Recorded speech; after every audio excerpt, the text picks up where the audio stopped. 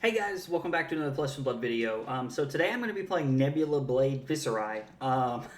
The list is definitely a work in progress, and even since the league, I've made some changes to it because there were I played 4 games in this league, and there were probably 4 to 5 awkward hands where I wish I would have had a little bit of fixing.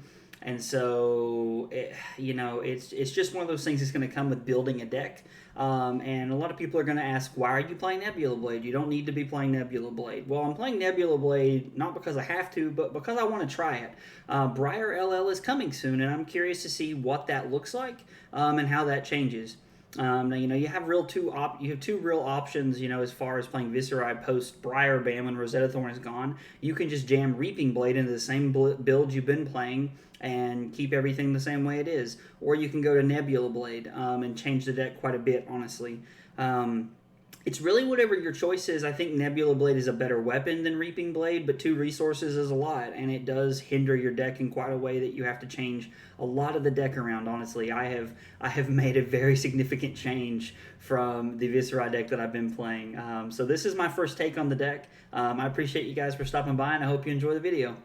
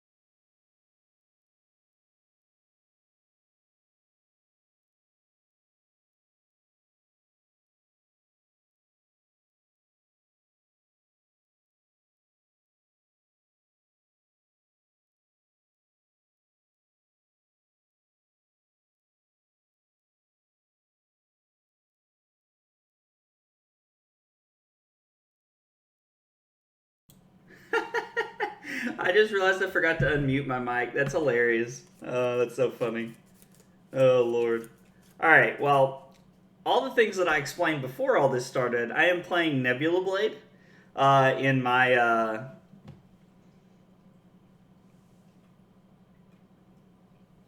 I'll take the one, and then I will bust this. I'm playing Nebula Blade in Viserai. It's more of a spicy, like, plan that I'm going for here. Just like something that's it's post ban after Briar gets banned is what I'm trying to accomplish here.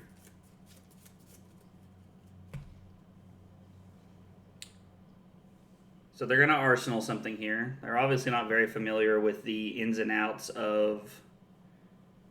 And I could just sift and put those 2 cards on the bottom and then draw 2 cards and try to have something to do.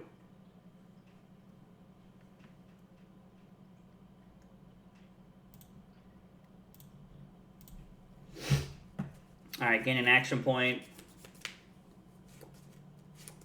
So I'm going to be honest, I'm thinking that that the erase faces should be reduced to rune chance. I was thinking that before I started, but I had the list set up this way, so I wanted to leave it that way.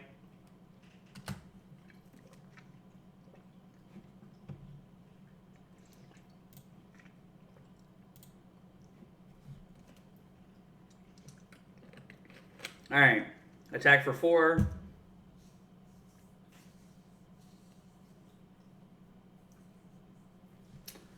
They give us our last 2 cards. Interesting. I mean, I was like, I figured they'd give us a card and Flame Scale. They're just okay with giving us. So we're gonna play Become the Arc Knight, pitch Vexing Malice. And we're going to get a red Mavrian. And then we're going to play red Mavrian, play Meet and Greet, and then we're going to Nebula Blade. Normally I want to block this, but honestly I think I'm okay with just taking this one on the chin. We're pretty far ahead here.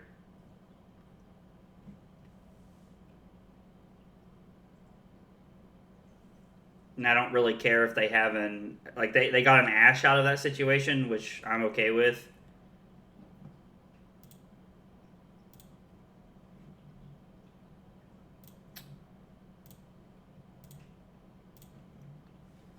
We'll attack them for 4 and come in with 2 rune chance because Nebula Blade made 1 last turn.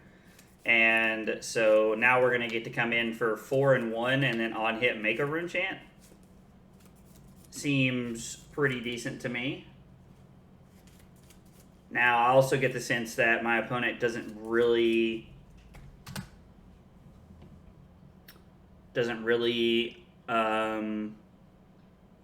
understand their deck very well.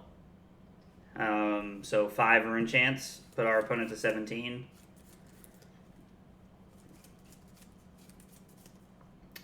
Like in the grand scheme of things of me testing Viserai to make sure that this would be a good deck, I wouldn't count this game. Because I've had 2 awkward hands so far, and I mean, Ether Ironweave did bail me out of one. I guess I only lost out on 1 point with Ether Ironweave, really. Okay. So they block 5 to save the on-hit rune chant.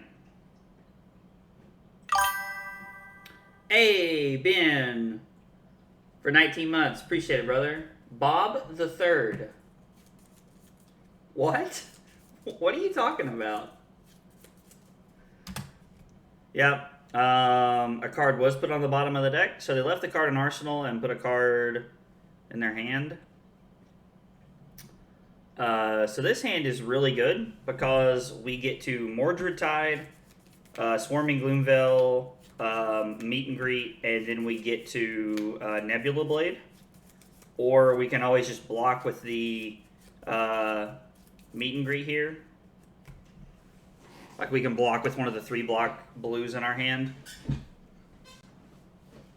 Having 2 blues is really good.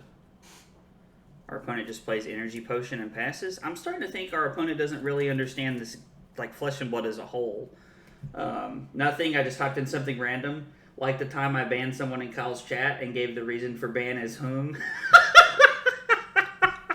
I did not know you did that. That's hilarious, dude. I would have died to have been there for that. That would have been so funny. I could I just can't imagine getting randomly banned from like Kyle's chat or anybody's chat, and then somebody, and like when it pops up and gives me a reason, it says that would be hilarious. Oh man. Okay, so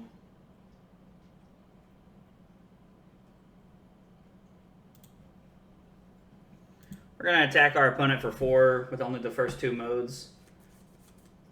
Well, the guy deserved it. Oh, did the guy actually deserve it? I thought you just like randomly picked somebody and then banned him for no reason, which I thought was even funnier. But if he deserved it, then get wrecked that guy.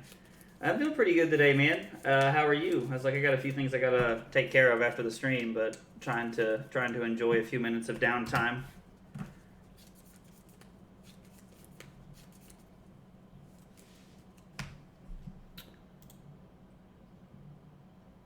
And then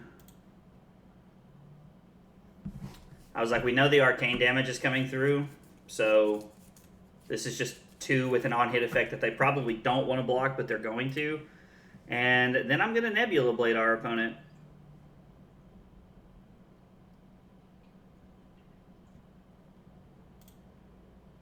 I'm not even going to deal with the Passing Mirage. We've already seen 4 of our busts. There's only 2 left in the deck, so I'm just going to leave it alone.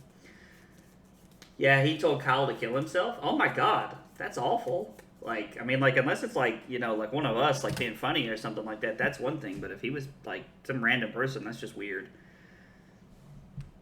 I played some of the new Overwatch last night. It's literally the same game, just with a few new characters. I was honestly afraid of that. I was moderately afraid of that, if you want the truth. I hate to hear that it's, like, literally the same game, but I was afraid of that. I was indeed.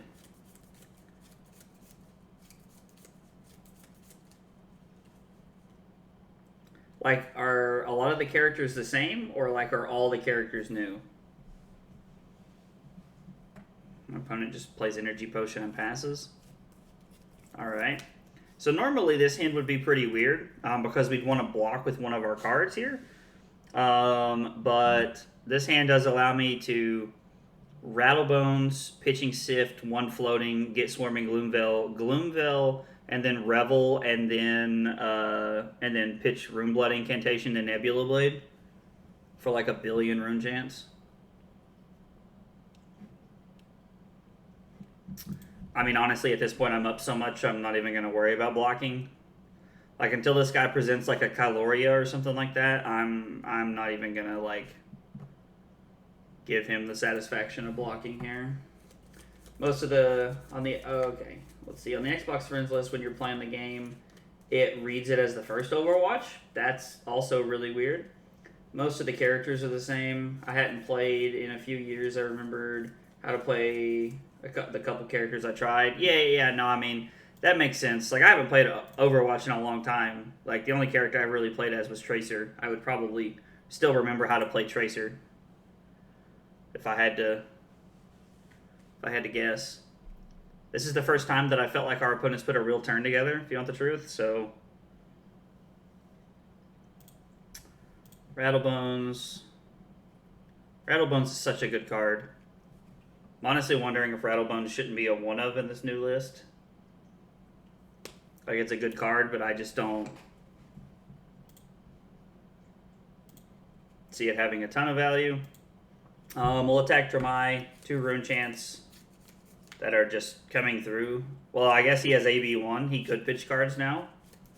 He does have an Ether Ashwing, so I mean, if he wants to pitch a blue here to prevent 2 AB, then I'm honestly I'm pretty okay with that. That feels fine to me. The second rune chant dealt 1. All right, whatever. And this is for 3.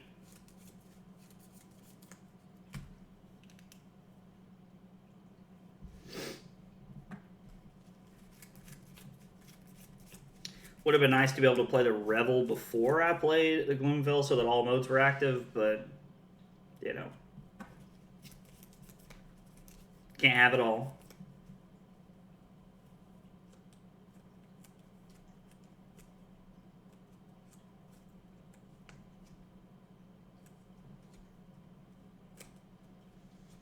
Our opponent's probably deciding what they want to block with here.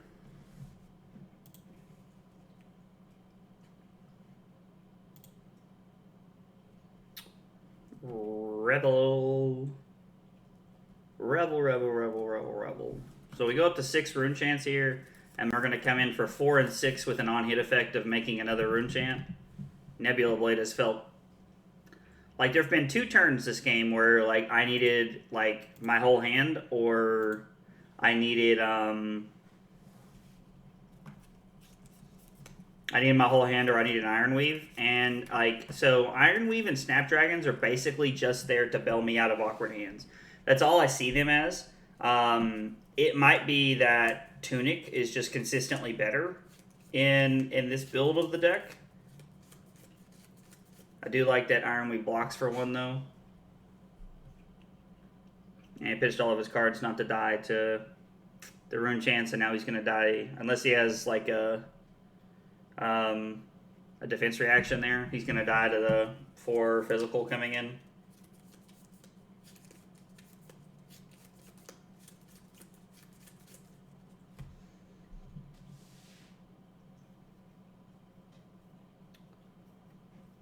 Ghostly Touch doesn't block, but you can't Energy Potion to pay for Phantasmal Footsteps and still take 2 and die.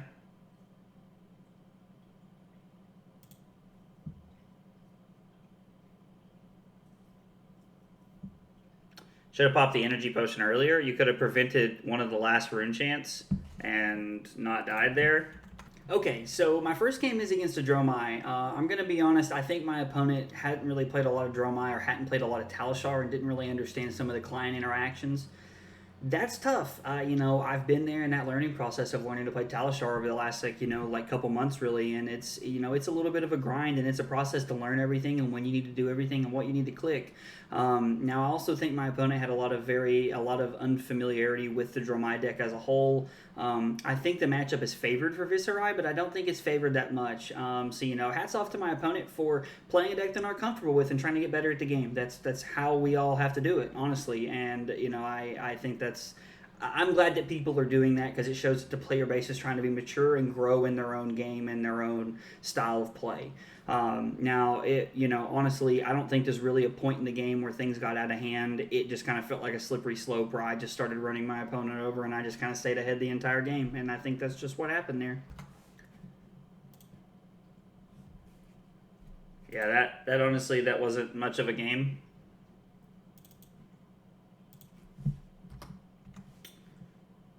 Was not much of a game there.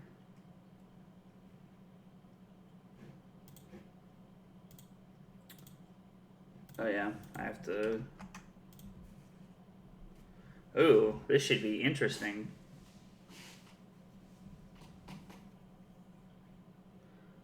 I guess I want to go first again in this matchup.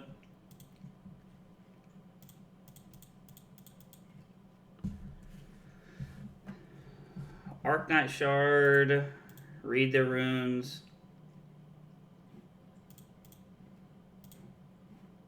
I want the Runeblood incantations. I don't think I want Gork Tome, just a no block.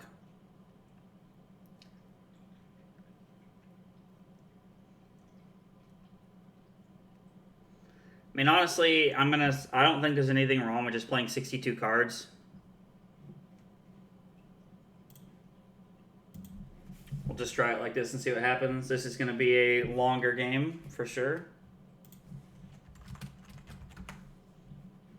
I mean, I guess he could just try and race me. Not likely, but possible.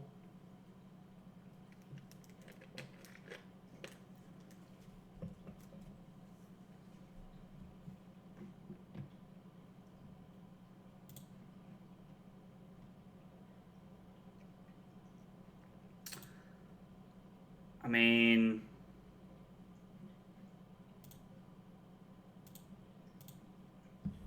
I get to make 2 rune chants this way. Interesting. Have people went back to playing Stalagmite? Is that a thing that people are doing? Maybe with all the Phis running around, people are wanting to do that? Bastion of Eisenloft. He blocks. We'll put Sink Below towards the top because I'd rather see...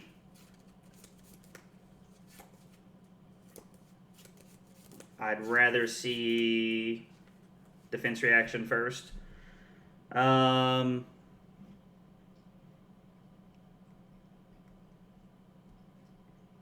Yeah, I mean, we should probably just be blocking this here and playing Read the Runes.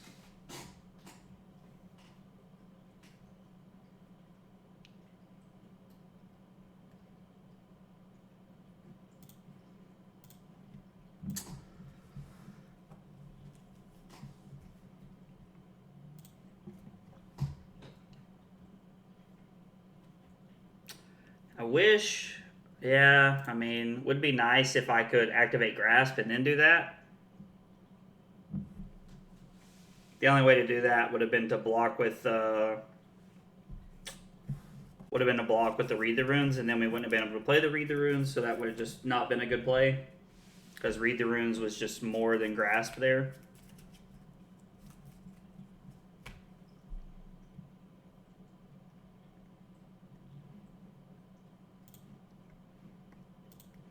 Alright, this is nice because this is basically just a free one here. Like, we have to take some damage, but it's like I can't play around them not having pummels, so so I'm gonna play Become the Arc Knight, and then I'm gonna pitch Meet and Greet to get a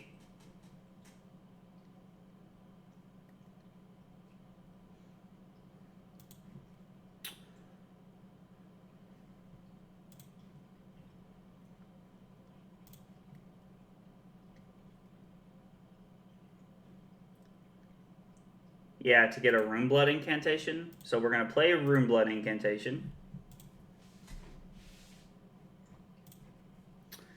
So that makes 1. So this is going to be coming in with all modes here. All modes, and I'm coming in with 6 rune chants. And then I'm able to Gloomveil again, and then Nebula Blade. So feels decent to me. Our opponent has to pitch 2 blues here if they want to... Like if they want to prevent all the arcane, which they did.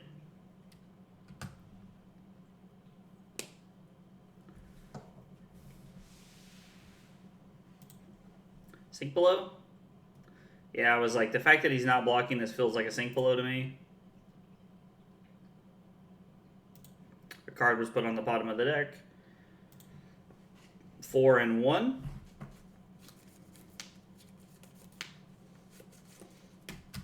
Make 1 on the back end. Runeblade Incantation is really good in this matchup because it's basically like, I mean, I know it's 1 for 3, but it's like it allows us to stack up rune chants and then come in for a good amount. You know, if like this Nebula Blade Viserai deck, if that's a thing when Oldhim is still like very popular, I'm gonna respond to that and use Tunic.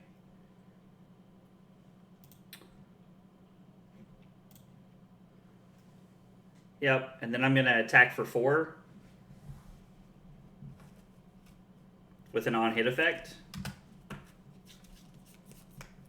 Alright, so they take the 4 and give us a rune chant. They're going to Frosty Winter's Well. Okay, let's see what our turn looks like. We play Mavrian Skies, paying 1...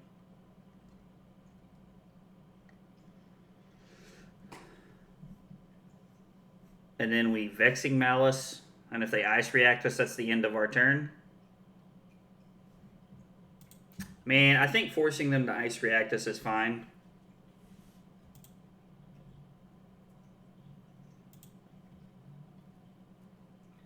They Crown on their turn.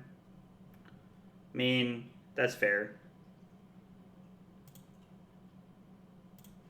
I'd rather put Sif back on top of my deck because it is a... Sift is a 3 block, and I'd rather have a 3 block in my hand than a 2 block against a Guardian. Now, one of the important things to note is that we do have a red unmovable and a red sink below that are coming back through. We did put them on the bottom. I mean, yeah, like that's fine.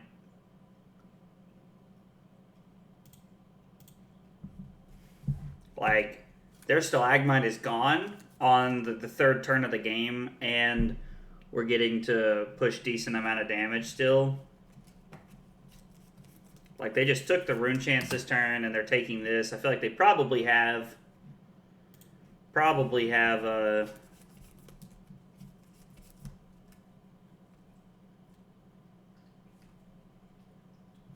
10 dominate. Them having a pummel here would be pretty bad.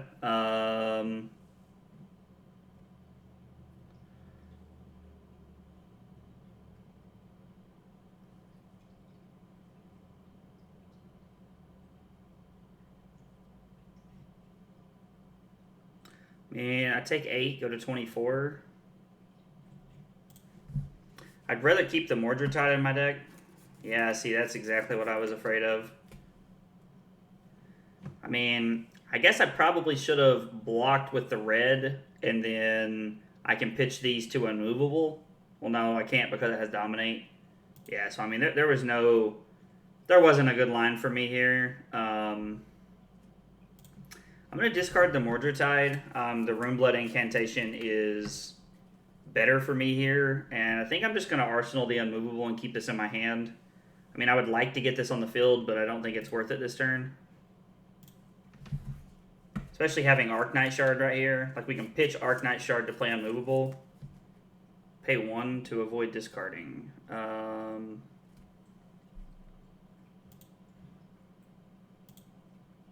Yeah, we'll put an unmovable back in the deck. I mean, having second cycle cards is really important. Gosh, I really don't want to block with this. I think I have to, though.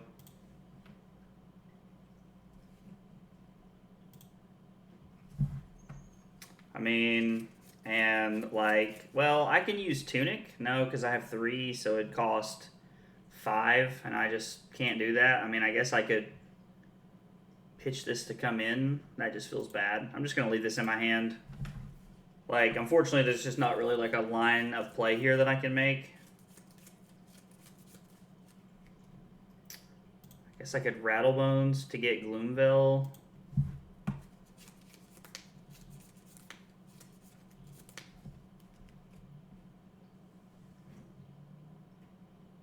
Can't play things with 3 or less base during my turn.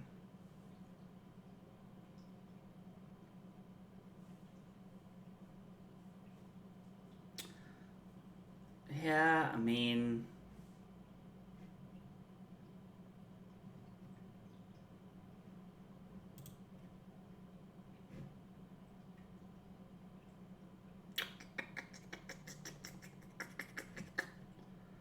Yeah, it's pretty awkward.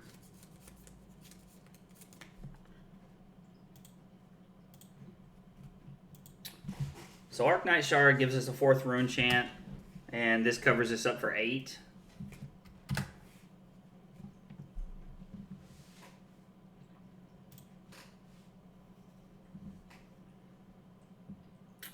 So, man, this is tough.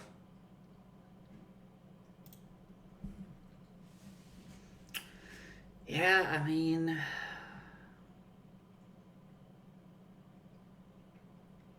So we do that to target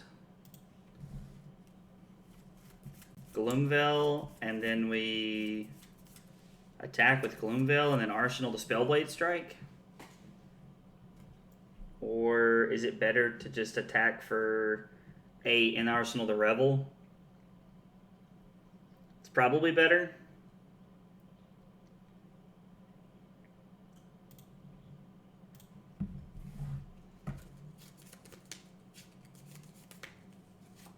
Yeah, I mean, I end up attacking for 8 that way too, except I don't get to Arsenal the Rebel this way, or the other way, and I do this way, so that seems pretty decent.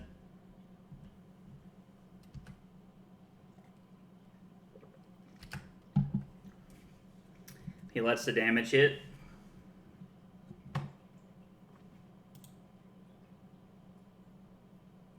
Covers it up.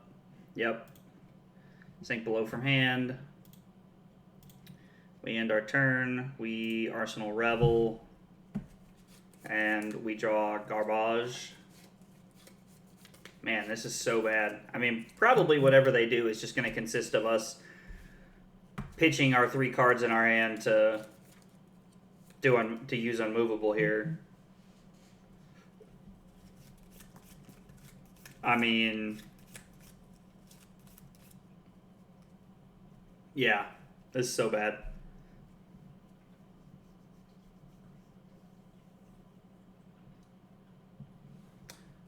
Like, Talishar has made so many changes over the last, like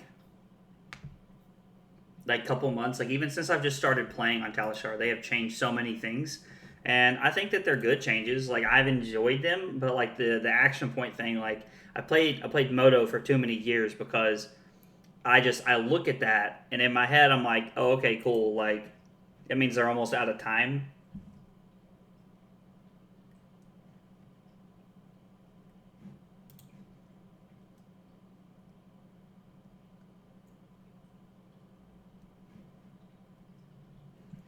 So they're sitting here thinking they definitely have the pummel. That or my opponent could just be like AFK, looking at something else on another screen and not debating pummel here. I mean, if they do have pummel, it does not matter. I was like, because we're gonna go Malice, Rebel, Volition, and then we'll try to put a non-attack action on the bottom. We'll just pass here.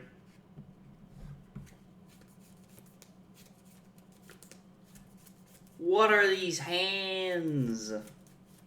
Alright, so if there's any way we can get out of this turn by blocking for 5, we're in a pretty decent spot, and we cannot. We absolutely cannot.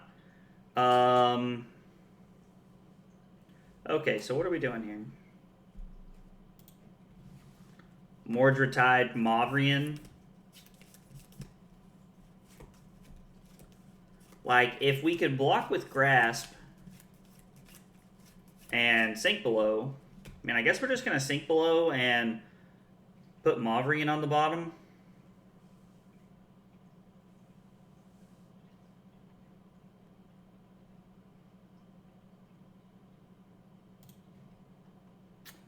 Block 3. Our opponent's not going to play their pummel yet because Crush is still active. We're going to Sink Below, bump this up to 7, and we're going to put Mavrian Skies in the bottom of our deck. Draw Mavrian Skies, get wrecked to me.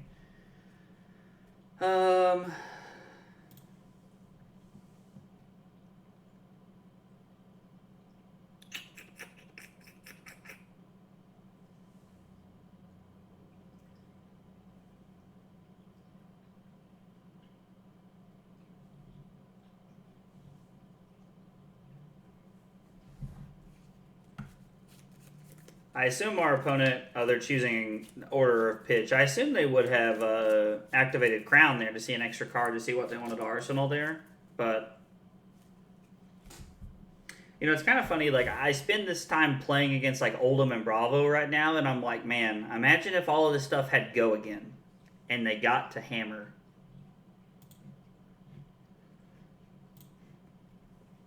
Like, I just sit and I think about that stuff sometimes, and I'm like, that would be absurd. Absolutely absurd if that was a thing.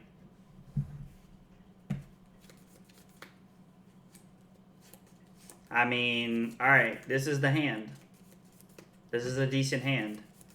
Like, I don't even know what we're going to use Tunic for here, but we have Mavrian Skies, Spellblade Strike, Revel, Meet and Greet, Nebula Blade off of Tunic. So we kind of have it all here.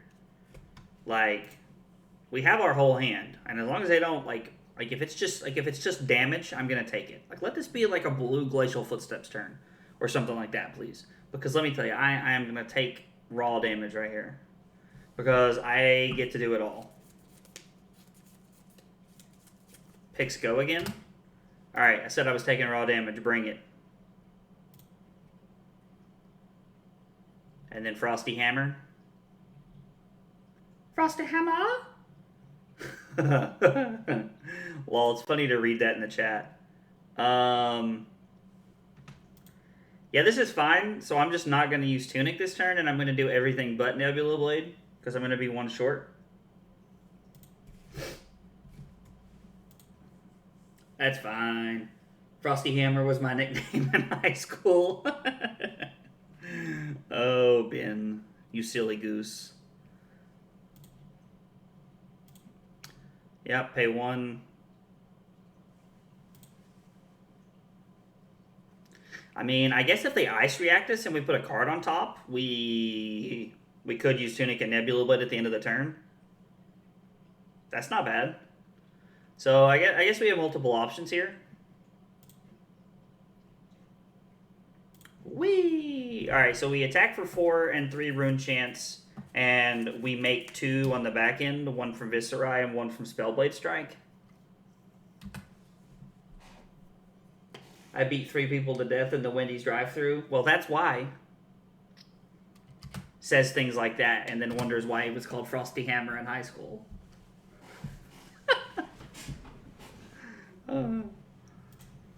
Alright, so our opponent covers this up.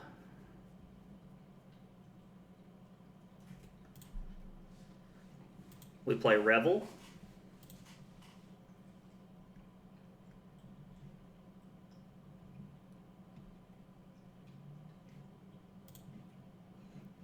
I'm just going to use Tunic and Nebula Blade here. I mean, we're getting to come in for 4 and 7 with an on-hit effect. Like, if we hadn't gotten the Frostbite last turn, we would have been able to meet and greet and do all of it here, but we're just going to Arsenal the meet and greet and try to have another decent turn. Sink below? No.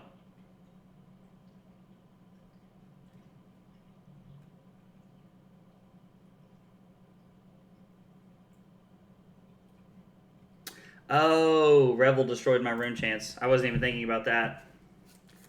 Also, good play by my opponent here.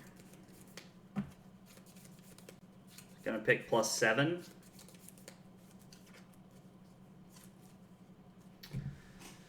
Okay, so we have block Spellblade Assault, Mauvrian Sky's Consuming Volition, pitching the Vexing Malice into Nebula Blade. Or we have block nothing, seems bad, and we get to go Mauvrian Sky's Spellblade Assault.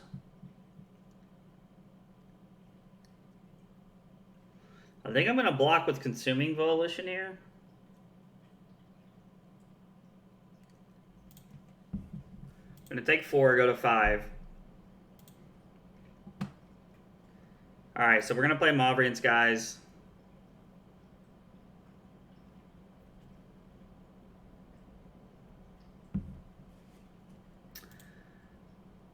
I'm going to lead with Meet and Greet here. We are leaving ourselves open to Ice React, but I am going to lead with Meet and Greet.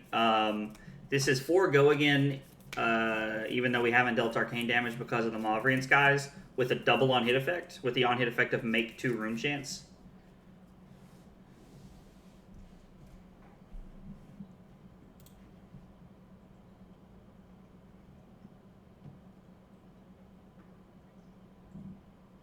See, they are going to Ice React me. Yep.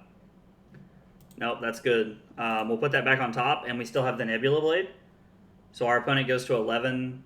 We go up to 3 rune chance, and we get to come in for 4 and 3 physical with another on-hit effect to make a rune chant.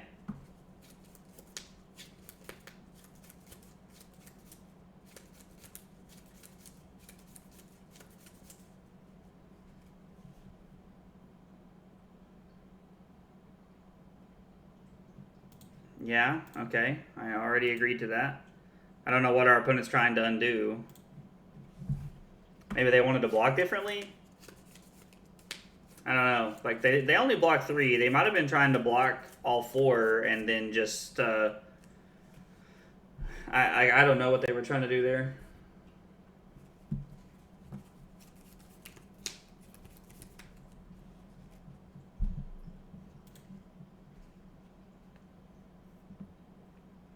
So they take that, let us make a rune chant.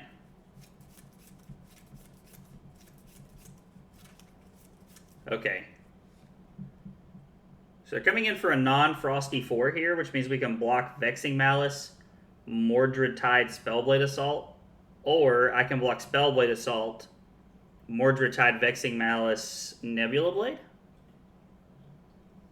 Because I have Snapdragons? Let's see, so the Mordred Tide is the same regardless, but this is 3 versus 4. So, well, this is 3, but then this is 4, 5, 6 versus the Spellblade Assault is 4, 5, 6, 7, 8, and 9, but we don't get to use the 9 until next turn, and we're getting to use all of our cards this turn. I think I like the idea of using all of our cards this turn because the following turn we'll have Tunic. So we're going to go Mordred Tide. We're going to play Vexing Malice. So we're going to come in with 1 Rune Chant, make 2 on the back end.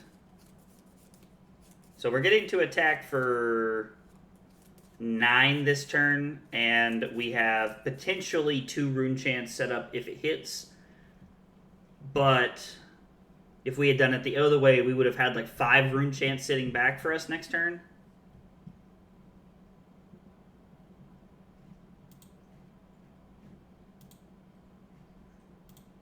I don't understand why they have 1 floating. Oh, Tunic? Do they pop Tunic? So they block Tunic after floating a resource. And then we're going to come in for 4 and 2.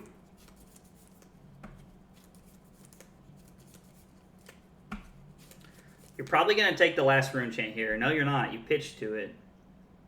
And you have nothing floating. So it's either sink below and keep a card or block with both your cards. And then I get to have my go of it. No, you're just going to let me have the 2 Rune Chants. Interesting. This is a non-frosty hammer. There's no way they can pummel us. So my turn kind of sucks. Or does it? I mean, I block 3, go to 3, and then I get to... Or I can block 1, take 3, go to 1. I can pitch my 2 blues to make a Rune Chant, and then Vexing Malice for 3. Nah, because it's just a blue, and I'm already gonna get 2 cards out of their hand. Or am I? Is going to 1 worth the extra point because they have Crown of Seeds. Okay, so they pitch a blue, block the 2 Rune Chants. Then on our turn, we go... Then on their... And then they have Crown of Seeds plus Arcane Barrier, the one they had floating, to block this. And then they have to block the 3 physical. So they get left with 2 cards. But if we go to 1 and keep all of our cards, we then have the possibility of...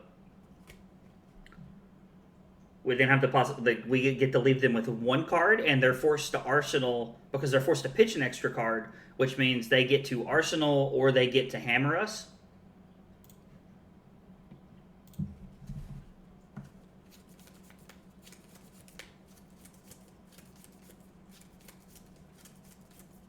All right, yep.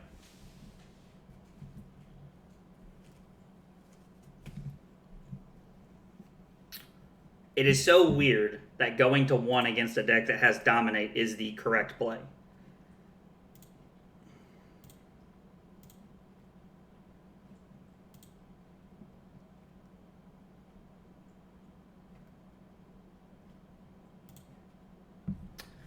Red Vexing Malice.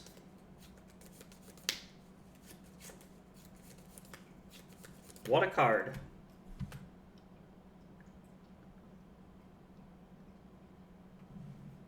Okay. So they pitch another card. Crown of Seeds.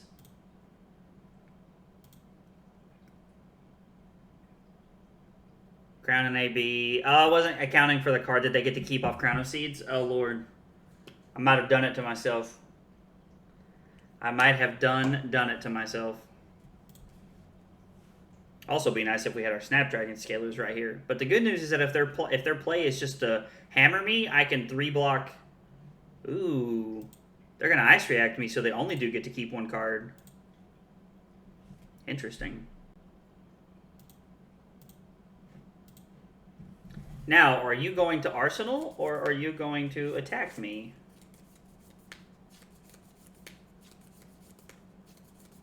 You are going to attack me.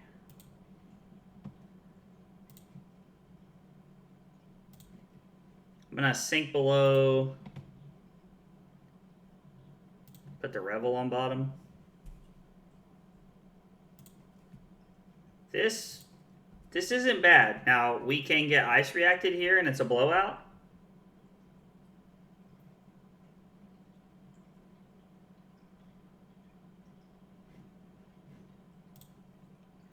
Okay, so we play Red Mauvrians, guys. We use Tunic. 2 Arcane that they just can't stop here because they don't have an Arsenal. Yeah, I wasn't thinking about the Vexing Malice, just winning the game on the spot. All right, cool. Okay, so round 2, I draw Oldhim. I'm actually pretty nervous about this game because, you know, one of the things about Viserai is that, you know, it can play around Ice React pretty well, I feel like, and I was worried that my Nebula Blade deck wouldn't be able to play around it. Now, my opponent didn't really Ice React me. I kind of felt like they weren't very familiar with the Oldhim deck as well. It just felt like they didn't have a lot of the intricacies there. Again, you know, kind of what I talked about. I'm happy to see people playing decks that they don't normally play to get better at the game. But I think my opponent's unfamiliarity with the Oldhim deck and, you know, kind of how to turtle up and play defense really was a key factor of that.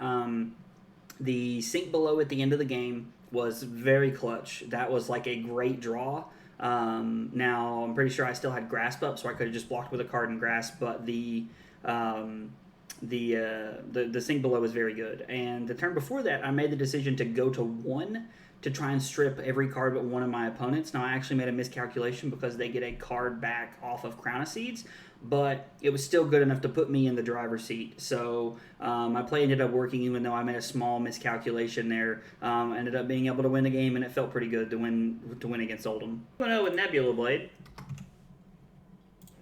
Beat an Oldhim player that, I don't know, like, I'm not going to say they didn't know what they were doing, but I mean, it seemed like a close game. All right, so this is going to be the real testament here to if we even have a chance at making this happen. Yeah, I'm definitely going to go second here. Bring in Sink Belows. Consuming Volition is a really good card here because they don't really block AB. We'll cut one of these and one of these, and then we'll cut 2 Spellblade Assaults. And yeah, I like having the Command and Conquerors and Sink Belows here because Command and Conquer is a card that they basically have to deal with at all times.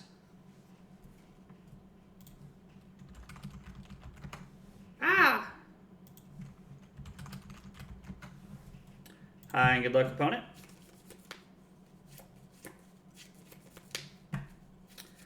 So,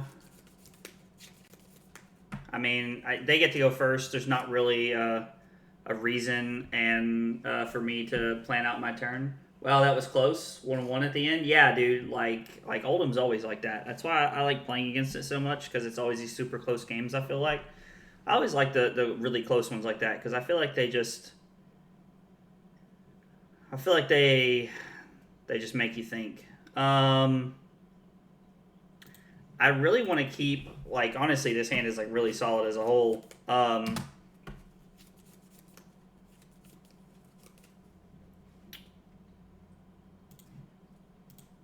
Man, they might just throw their whole hand at me. Ooh, okay. Push through a point of damage with Empowerment. Sure.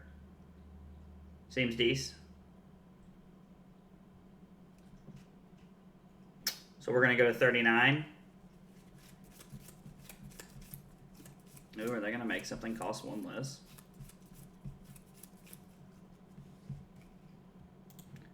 Alright, you're forcing my hand here. Really didn't want to block with that. Wanted to keep that and the Revel in my hand, but I'm not going to take a bunch of damage on turn 1. I put a Phoenix Flame into their hand. I'm going to block with the Revel here. Sucks. Like, four really good... Like, the Sift is a blue pitch most of the time, but still a good hand. Wow. Yeah, I think I'm just going to let him have an arsenal here. Like, I don't think it's worth my equipment this early in the game. That is Sag News Bears. Okay. We're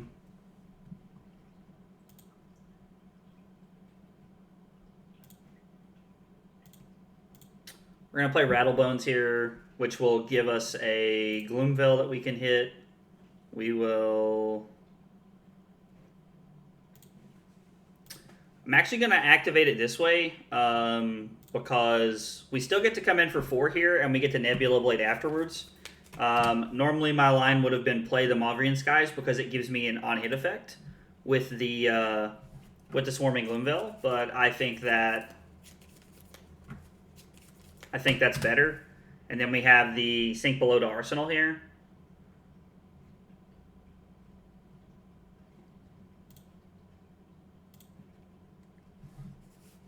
So this hand's actually really good.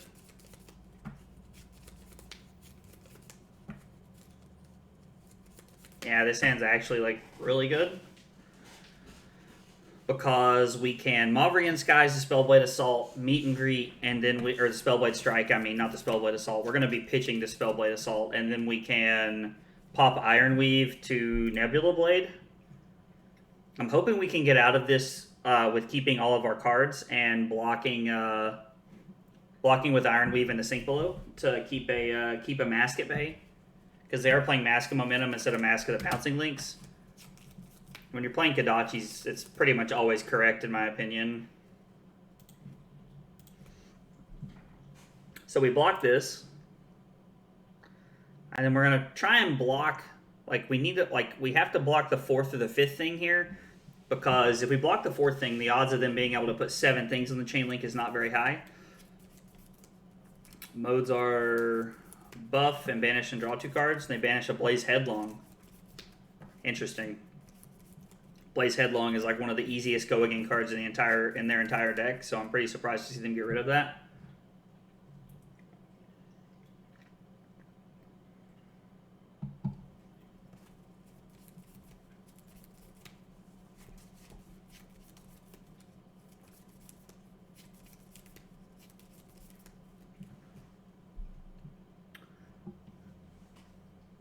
Interesting.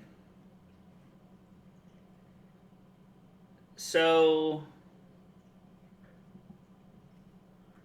I'm going to put Grasp here and then pass, and then if they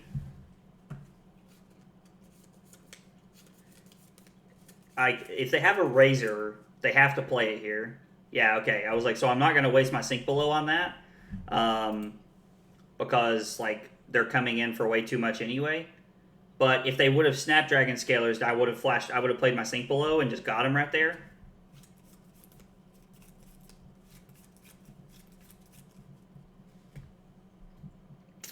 So they have 1 more card, and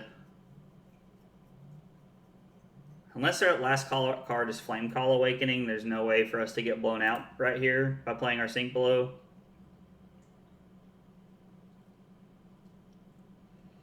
And I really don't want to have to throw my Crown on this turn too, because having to like get rid of basically like most of my equipment is like really bad. We're going to play the Sink Below. I'm going to keep the Spellblade Strike here because, I mean, it's a 1 for 5. I've basically tried to fill my deck with as many 1 for 5s as I possibly could. Yeah, we'll go to 26 here. And then, if this is Salt the Wound, it's only for 5.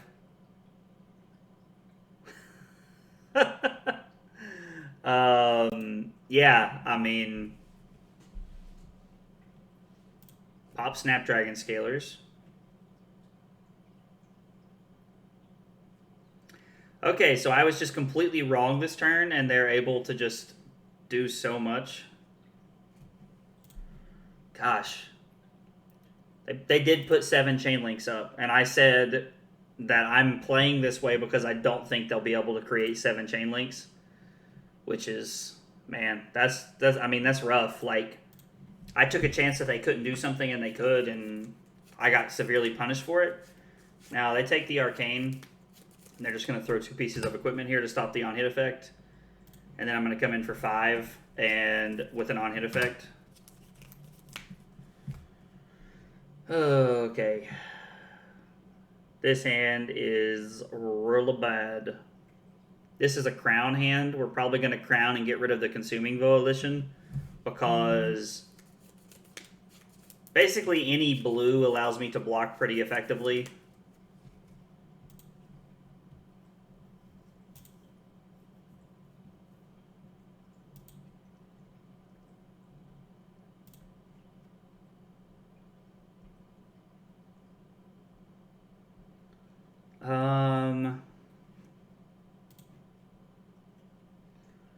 And then I'm going to block with the...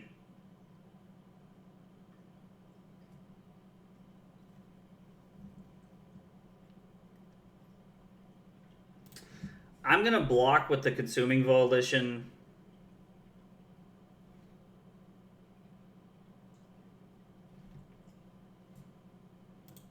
I'm actually going to block with the Spellblade Strike, the Crown, and then put the Swarming Gloomveil on the bottom.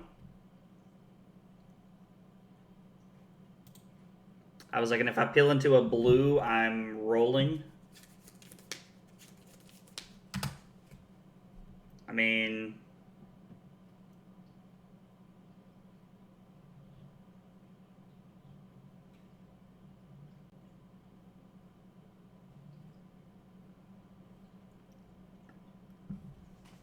Okay, so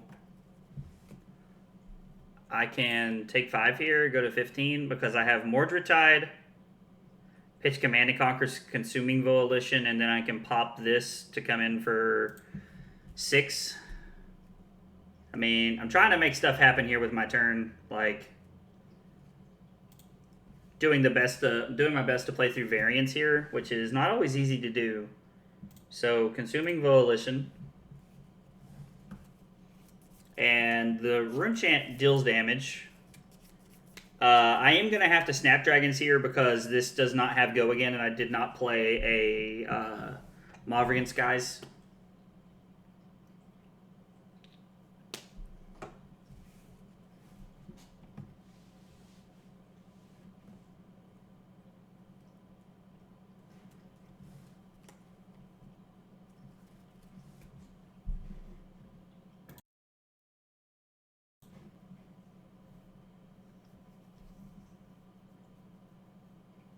Our opponent's debating what they want to do. I mean, because this is a 1-for-4 that has an on-hit effect. Like, this isn't nothing.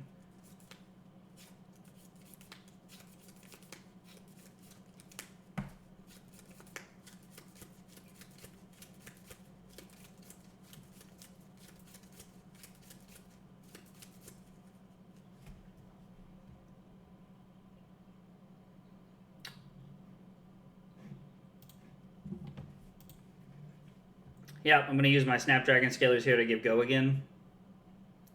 You know, the funny thing is that with Nebula Blade, I feel like Spellbound Creepers is just going to be a lot worse. Like when Viserai is forced to play Nebula Blade. I mean, you could play Reaping Blade if you want, but I think the 2-for-5 basically is better than the 1-for-3. Okay, I mean, that's fine. Gain some resources. We get to come in for 6, basically, and then we make 2 more. Ooh, what is this? So I feel like I'm gonna... My god. I'm gonna play Sink Below and get rid of the... Put the Mordred Tide on the bottom. And then if I find a 1-cost attack, I'm feeling okay. Like Volition, Mauvrian Skies, or I mean, Meet and Greet. Like, anything is okay.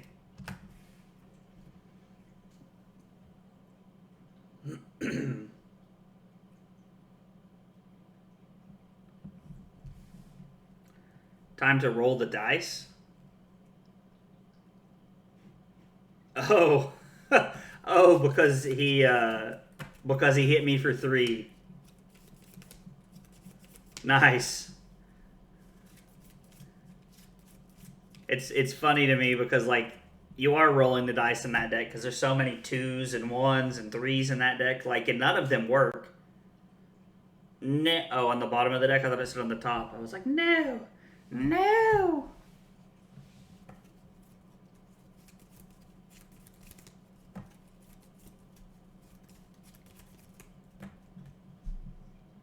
He's thinking long and hard. Put a card on top of the deck. All right, so he had a hit. What did he reveal? Mounting Anger. So Mounting Anger is a fantastic mode. Is draw card.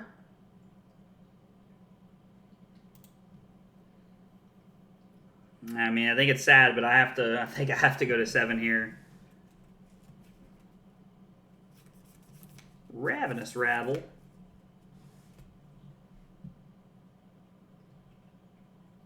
Reveals Soaring Strike off the top and gets -1.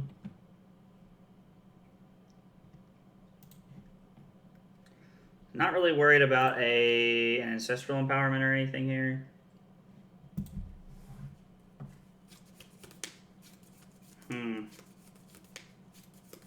That's not great.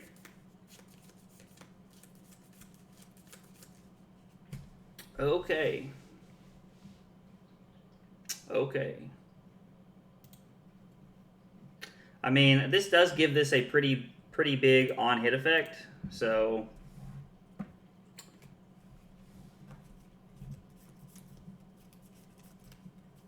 my opponent might just say okay and take the rune and take it though.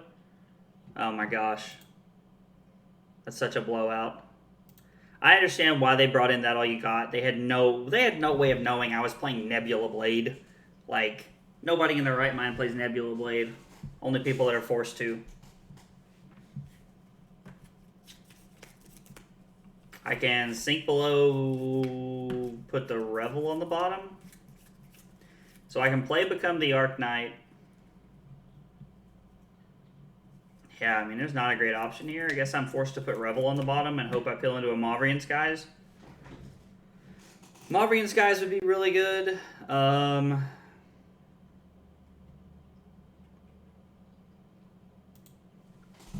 Like, I wish I could play Revel here.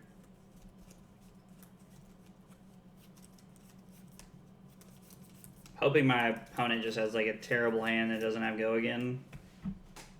Turns out that's not the case.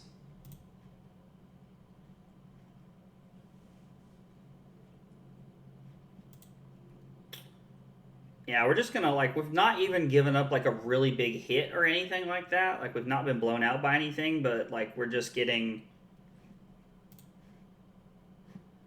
Yep. Yeah, I'm gonna put Revel on the bottom because like...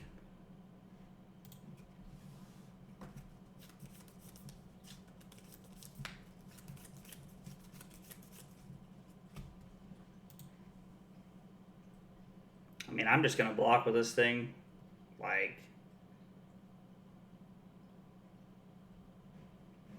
Yeah, we'll go to 3. I don't see a reason to not to block that there.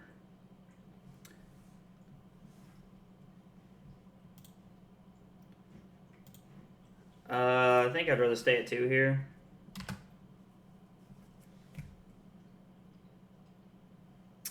Yeah. Just seeing some of those awkward hands.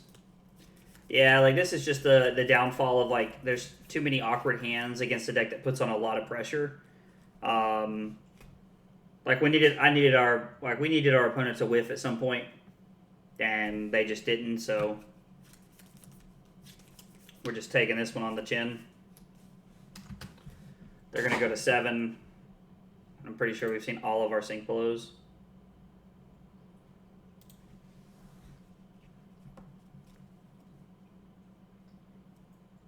It's probably be a matchup where reduced to rune chance, not bad. I have to say, Nebula Blade's on hit effect does make reduced to rune chant better.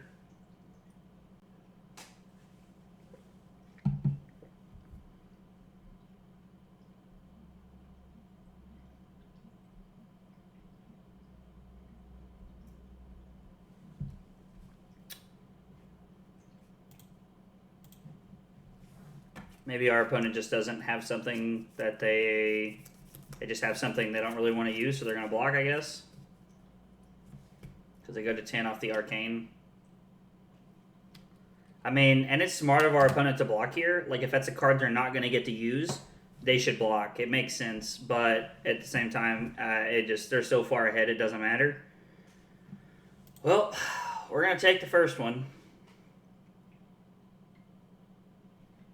Like, this hand is really bad. Block with Sonata. Yeah, this hand's not good.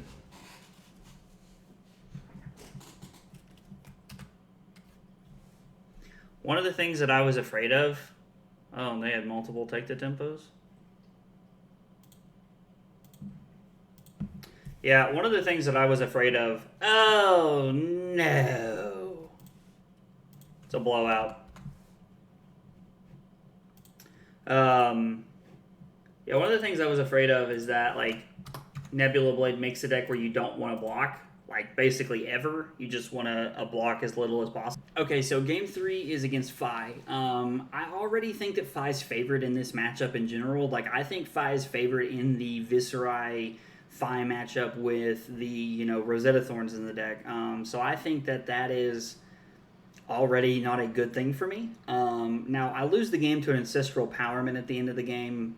I'm probably not going to play around that ever because I think they'd already played like 1 or 2. I think they'd already played 2, so I wasn't playing around a third one, honestly.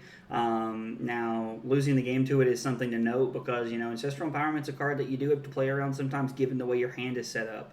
But, I had a lot of awkward hands that game, and I think we saw the drawback of, the Nebula Blade build of Viserai and the fact that I haven't ironed out all the kinks yet. And there's a lot of 2-drops in the deck. And, we drew a lot of all attack hands or no attack hands. Like, it was a lot of awkward hands. And some of that does play, like, variance plays into it a little bit. But, honestly, I think already not being favored and just me falling behind early, put me on the back foot. A couple of good sink below turns gave me a chance there. But it kind of fell over like 2 or 3 turns into the game because my hands just kept being awkward and I never got to have like that big Mordred Tide Revel turn or anything like that. And that's really what I needed to get me back into that game, Rat Team. Triforge Games. Alright, cool. Levia is... I've honestly only ever played against Levia when I'm playing Dash. So I have no idea how to play this matchup. I'm not even going to sit here pretend that I do. We definitely want the Sink Belows to help cover stuff up. And we definitely want the Command and Conquers. Now, we're probably... I don't know if they're running AB. I'm going to be honest. I have no idea if they run AB into me. I know that we can cut a Sonata, a Runeblight Incantation, and probably 2 Spellblade Assaults, because I'm honestly trying to figure out if there's a better card to play than Spellblade Assault in that spot. I'm playing all the 1-drops that I could find. Like, you don't want to play Yellow Meet and Greet because it's 3. Same thing with Consuming Volition. Same thing, like Vexing Malice is like a 1 for 4. With that kind of stuff. Let's see, player 1 will go first, so they are going to go first. So I think we're just going to run it like this. Like, we'll leave it like this and see what happens. Yep, so they're going to go first, which makes sense. They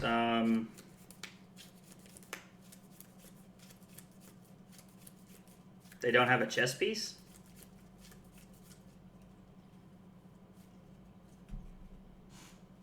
pretty weird that they don't have a chess piece. Maybe it's there and it's just not registering for me.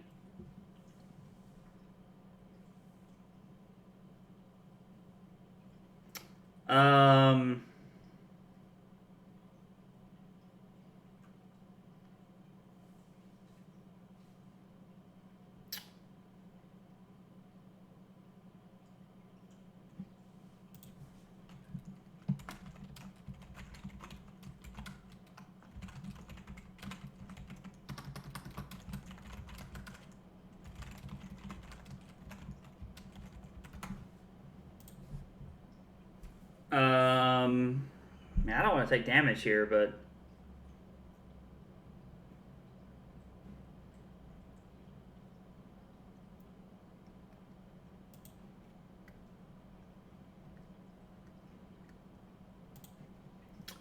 I don't know that this is the correct play.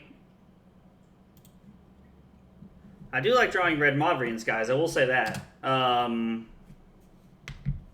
mean, I guess I could have just not put a card to the bottom. It was basically the same thing either way. I was just going to see 2 cards. Well, there's a lead to charge.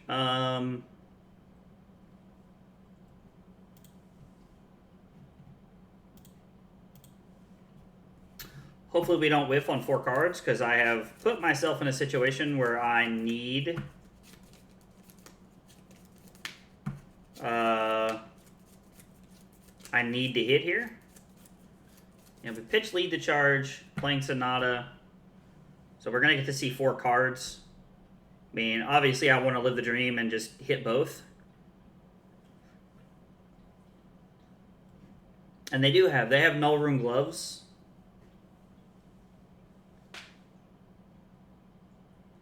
Choose 1 card.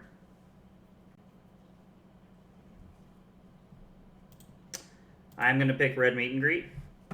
And I'm going to see what they do here, if they pitch to try and stop the Arcane. Yeah, they are going to. Yeah, see, and that's a very heads-up play by my opponent. So if we pitch a blue, we'd have 2 resources floating, which means we couldn't do everything we wanted to. So I'm just going to play the Mauvrians, guys. I wonder if they're trying to play, like, Control Levia. Like, the fact that they're playing Sigil of Solace is very interesting to me.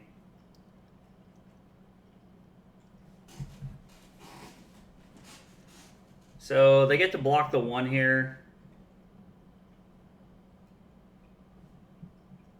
Okay, so they take the 1 to Oasis Respite the Meet and Greet. And then we're going to 4 and 1 Arcane, and then on hit, make a Rune Chant.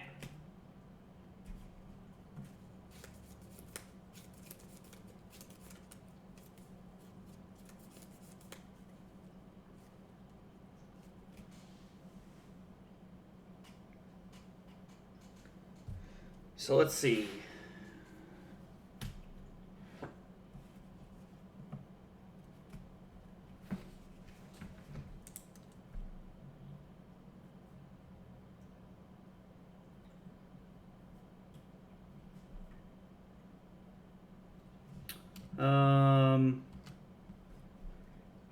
Game 3 we had 2, and we'll see how many awkward hands we have game 4. So I'm keeping tabs here to like see how many awkward games I have. Like how many games would like my deck have just been strictly better by having that's not a bad hand.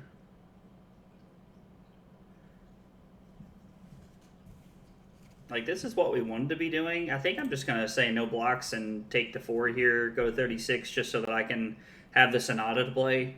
Because if not, I'm going to throw the Sonata in front, because this is our 3-card hand here. We play Mauvrian Skies, play Spellblade Strike, and then Nebula Blade. Our opponent's probably just going to, like, turtle up for a little bit. Yeah, so I'm going to keep a notebook of all the weird all the weird hands that I have. Like, and weird hands is, like, a little, like, it's, I don't know. Like, you can determine that in a few different ways. Like, what's weird? Like, is it weird that I need all 4 cards? Most Viserai players would probably think so, but some hands just require all 4 cards. I feel like you could mark down probably a lot of games where you need all 4 cards, like with a normal Viserai deck, but I don't know. Yeah, I'm just gonna take 4 here. I'm gonna pay 0 because if we whiff off of putting a blue into it and don't hit a blue, we're in a pretty awkward position where we can't Nebula Blade.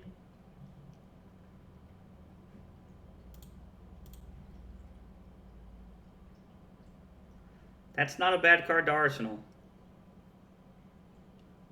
Or, if they let Sonata deal an arcane damage, then Consuming Volition's not a bad card to play off Mauvrion Skies. And then we can Arsenal the Spellblade Strike. Alright, but they let it deal no damage. They do pitch. Alright, Mauvrion Skies.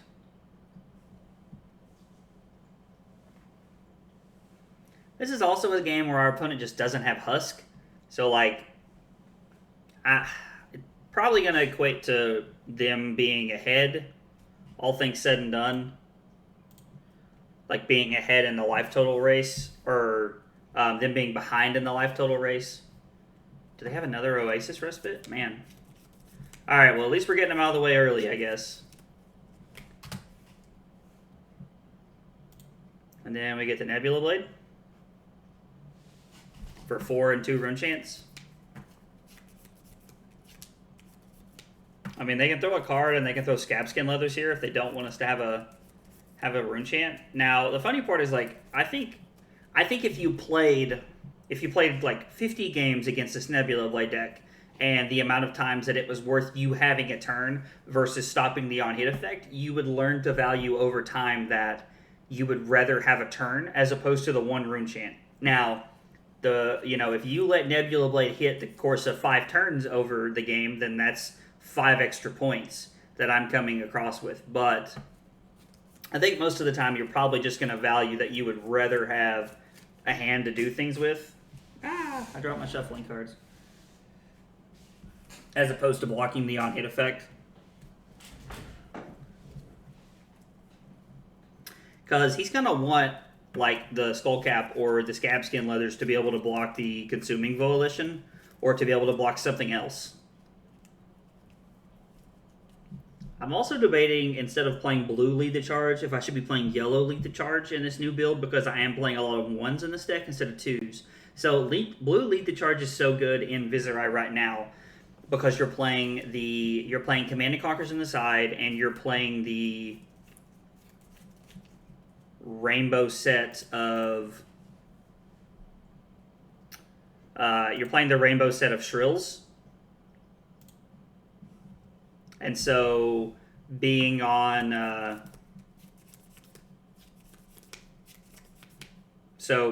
blue Lead the Charge is not bad, because there's 12 cards in the deck that you can give that go again.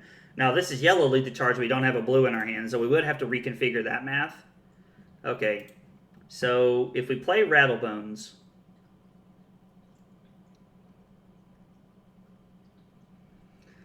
so it feels like we block with Rattlebones, and we go Mordred-Tide, Consuming Volition, Snaps, Nebula Blade, Arsenal, Command and Conquer. I think arsenaling Command and Conquer is better than arsenaling Rattlebones, especially when we don't have a solid like when we don't have Swarming Gloomveil in there. I also wonder if you can play. If there's other zeros you can play, like in the Viserai deck. I haven't looked, so I honestly don't know, but I am curious. Mordred-Tide, and we'll go Consuming Volition. He'll probably just pitch to stop the rune chant here.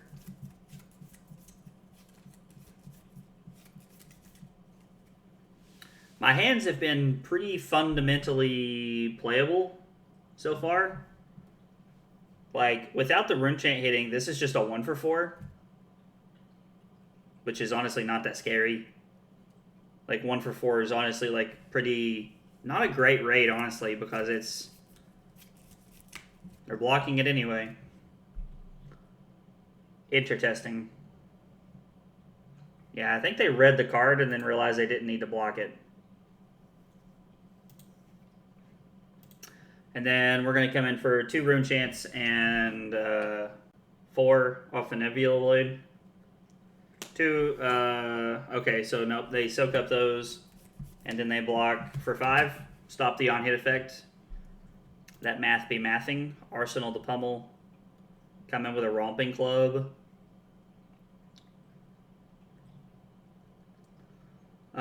So we become the Arc Knight. Pitching Sift. Get a Meet and Greet. We play Mavrian Skies. Pitch this to play Meet and Greet and then Nebula Blade, so we can just take 4 here, go to 31.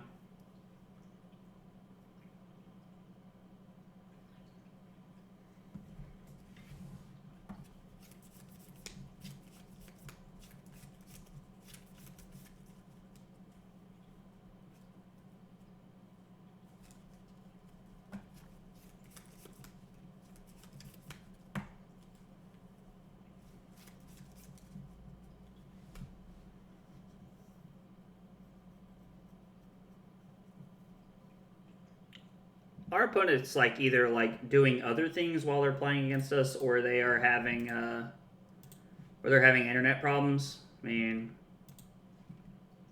not really sure what's what, honestly, but it's making this game take a long time. Like, I'm always curious to like go back and look at some of these games and be like, oh, what game took the longest?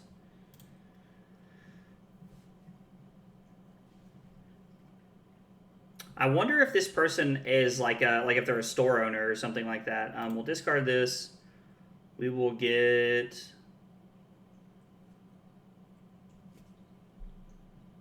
I mean, Meet and Greet is an on-hit effect versus Vexing Malice is just a 1 for 5.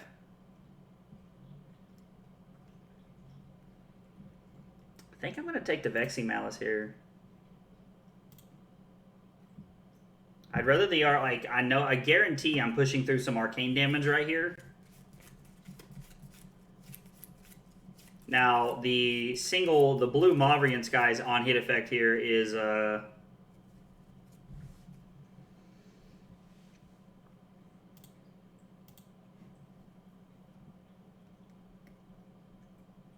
yeah, like the single blue Mavrian Skies effect is like just like honestly not that big of a deal. Now it is an on-hit effect that most people will cover up. Man. Alright, that's all 3 Oasis Respite, so they don't gain any life. I have to say, because of their Sigil of Solace at the beginning of the game, they have not gained any life off their Oasis Respites. Dealt 0 arcane damage, and then if they don't block anything, they're going to take 1 here. Go to 30, and then they're going to give me an extra Rune Chant. Yeah, that's fine. And then I'm going to come in for 4 and 2. It seems to be one of the like most common lines, is to come in for 4 and 2. And I like coming in for 4 and 2 like this. I'm also just leaving the Command and Conquer in my arsenal until they actually arsenal a card. And I'm okay with that. Like, that does not bother me to just leave it here. I think they showed me a red, so I think they're just going to arsenal here.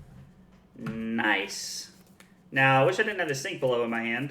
It does make things a little weird. Spellblade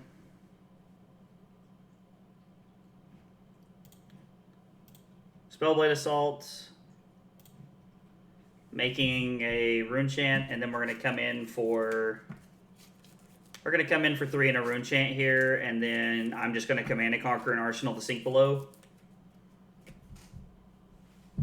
It'll leave me with the Sink Below in a really good spot, and plus we're just going to get more cards out of their hand. It's going to take us a while to win this game because Levia likes to block. Levia is like, honestly, there's so many decks in the game that love to just block and then like attack for 3 or 4. Like, and just attack for 3 or 4 the entire pace of the game. And just let that 2 to 3 damage soak over the game. And then when they have a huge hand, they just come in with their huge hand. Now, The unfortunate part of that gameplay line is that you are on the back foot at that point, and you are forced to take whoever's turn that is, because you've been playing defensively the whole game, and it's tough to swing the tempo. I don't think that's something that I'm either not good enough at, which if that's the case, that's something I need to work on, and that's very possible, or it's a lot harder to do than people think. I don't know, like swinging the tempo in your favor in any card game is tough. It really is, and I don't think people realize that enough. I think it can be a lot easier in other card games, like in Magic. I think swinging tempo in your favor is a lot easier than it is in this game. I think Flesh and Blood requires some serious skill to be able to swing the game in your favor after you've lost some value. All right, so see, this is kind of what I was talking about, where our opponent's going to attack for 9 here.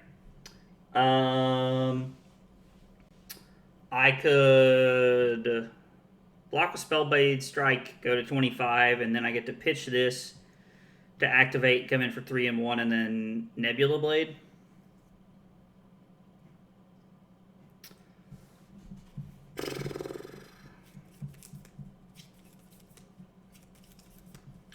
Or the other line,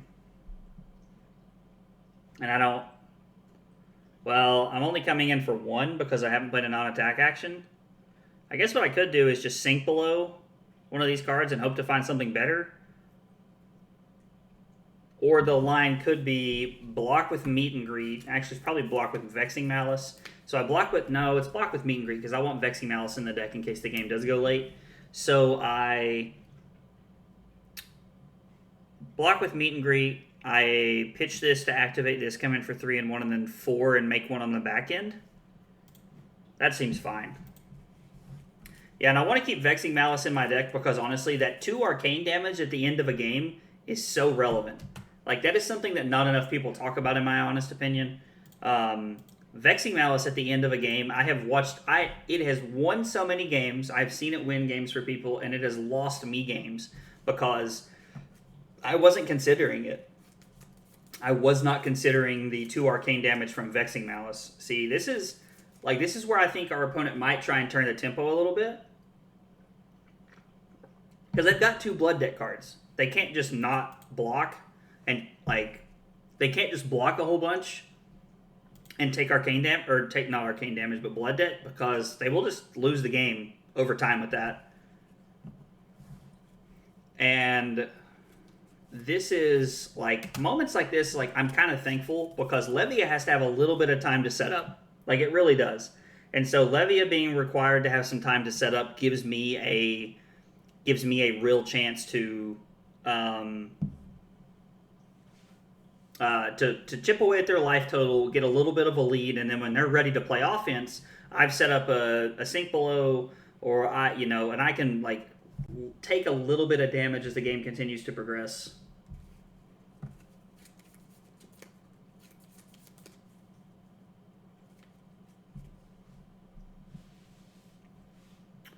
So right now my turn is looking like Mauvrion Sky's Consuming Volition into Nebula Blade, block with Runeblood Incantation Sink Below, or one of the other lines, it's the same line, but the only difference is the blocking.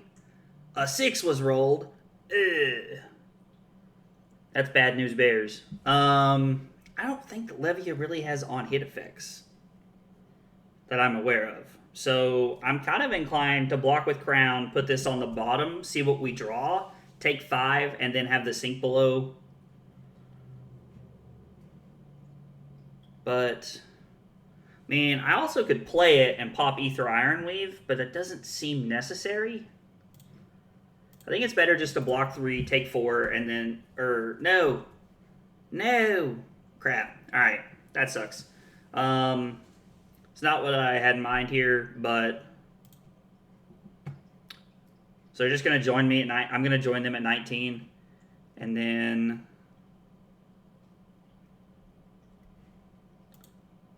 we're going to block with this card, and then I'm going to flip up the sink below here. I'm going to leave the cards in my hand, and this is neat. I do like this line of play because they are forced to block the Consuming Volition or block the Rune Chant here. Now, they do have the opportunity to see the Consuming Volition on the stack, so they get to decide, oh, I'd rather just take 4 here and block the Arcane. They do decide to block the Arcane, but this has 2 on. This still has an on-hit effect from the yellow Mavrian Skies. Now, one of the downfalls is that I don't know my opponent, so I can't just say to them, hey, I played yellow Mavrian Skies, because that's the one thing about Talishar that, honestly, I'm not a huge fan of. Talishar does not communicate very well when Mavrian Skies is played. It skips through it very quickly, and I understand why, because they're wanting to keep the pace of the gameplay active and upbeat, and I appreciate that. I'm sure a lot of people in the community do, but it's still tough, because my opponent might just be like, oh crap, I gave them 2 extra rune chants and they didn't realize they did. And even there, they undid their last action. And I don't think it's their fault, because I don't know that they realized it was on the stack.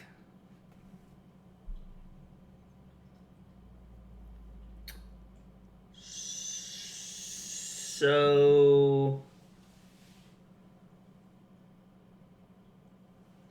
it gets go again. Gains go again. So I can take 6, go to 11 here. And then I can lead the charge Command and Conquer followed by Vexing Malice. That's not bad. That's not bad. I'm going to take the 6 here, go to 11, because I'm still up 3 and I have 5 points worth of equipment block left.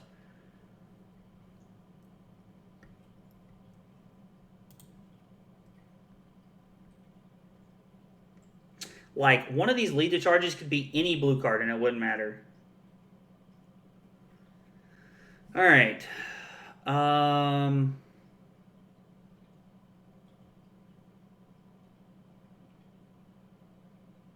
I could block 3 here. I could block 5, take 4, go to 7, and then I can Command and Conquer and then Nebula Blade.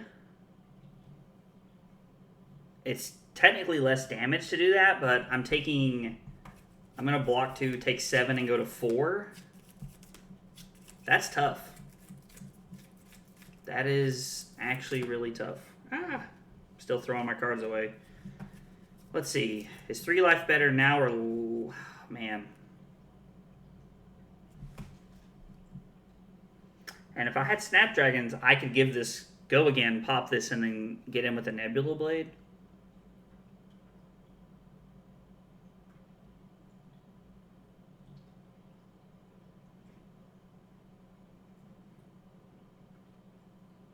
This is technically 1 less point, but I think 1 less point is worth me saving 3 life.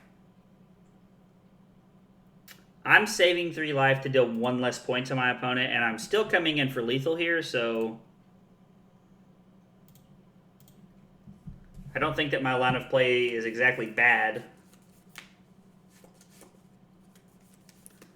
Gain an action point, they take the Arcane, so now it's 6 coming in, and you have to decide if you want to block all 6 or what here. My opponent decides to block 6. So the funny part is, I understand why they're blocking 6, because this is very late game.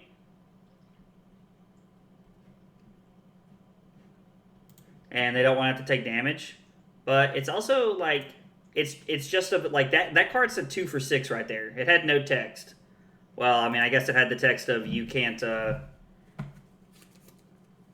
guess it had the text of you can't block with, you can't block with the card's defense reactions. Lord, I'm having a stroke over here. Okay, so...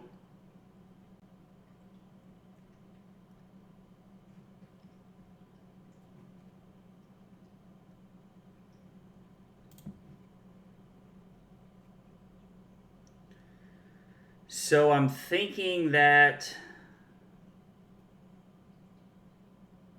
Alright, so my opponent's at 4 here. We can block Crown and Consuming Volition. Put Spellblade Assault on the bottom. And then maybe have a different turn.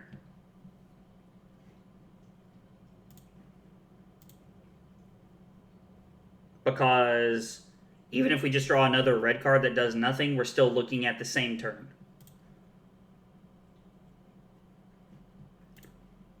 And we draw a blue. I don't know that that allows us to activate.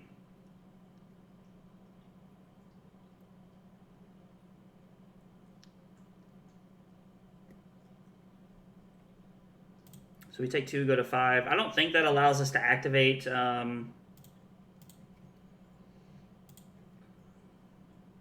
Because I would have to pay 3 and still have 1 floating, and then I can't activate Nebula Blade.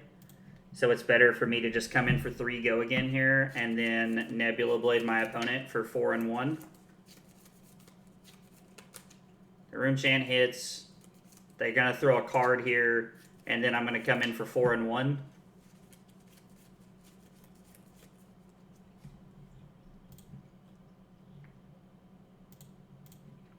Rattlebones turns on Nebula Blade's effect.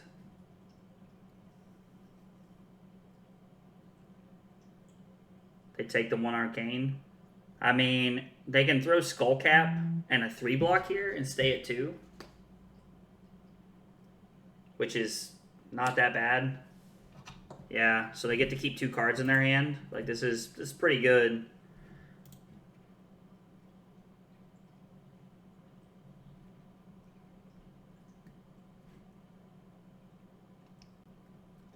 So I take 2, go to 3 here. Does this thing have go again?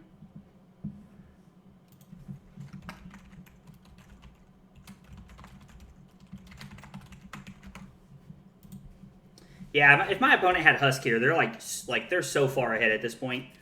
So I can take 2 and go to 3. I don't think this thing has go again. What does this text say? It just says 6. So I'm going to sink below. Mavrian Skies, Spellblade Strike, Nebula Blade here.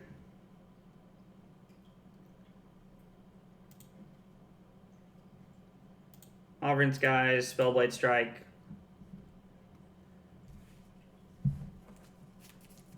This has no on-hit effect, but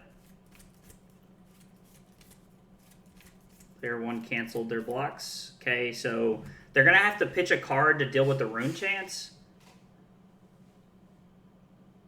Alright, so it is being put in there from the combat chain, so this effect does not happen. This says go again. I mean, if they let this hit, they're going to 1 and giving us a Rune Chant. So now they pitch a blue to deal with the 3 arcane, and then they have to block with their last 2 cards.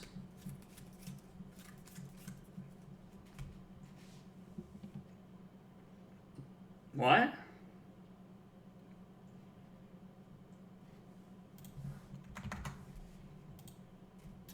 Alright, yeah. And then they take 1 here and die. Okay, so the 4th game is against Levia. Honestly, I think I would have lost that game had he had Husk in the deck, if you want the truth. He never took any Blood Debt, which means even after he blocked with Husk, he would have been in a spot to keep the Blood Debt turned off and not take any damage from it. Husk would have been a huge factor in that game. He could have just thrown it in front of a Nebula Blade and stopped it on hit effect. He could have thrown it in front of, like, a 1 for 5 or, anything. There was a lot of options that he had there. And him forgetting, carrying Husk there is single-handedly the reason that I won that game. Now, if you take aside the carrying Husk thing, it was a really close game, and there was a lot of back and forth. Levia blocks really well, especially early when it's trying to set up, and it allowed me to edge out a little bit of points there in the beginning and, just kind of trade late game. And it just worked out to where late game I was able to just push through enough damage, arcane and physical, to just be ahead and be able to win the game. Overall, a recap there is that Nebula Blade can cause very awkward hands. Now, with that being said, if I find a way to make Nebula Blade work, I'm going to be playing Nebula Blade and Viserai. Now, that's because Rosetta Thorn is so good because it's 2 physical, 2 arcane. So it's 4, but it's on different axes, and that's insane.